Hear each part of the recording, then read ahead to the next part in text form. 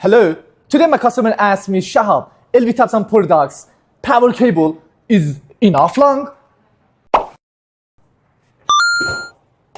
So we have to test it together. After the inverter is installed 1.8 meters above the ground, take out the standard power cable, which is the 1.3 meters long. Taking our inverter installation as an example.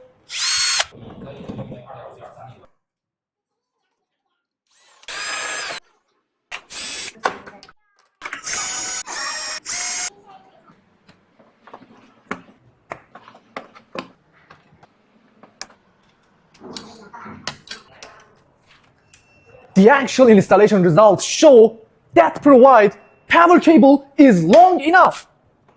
See you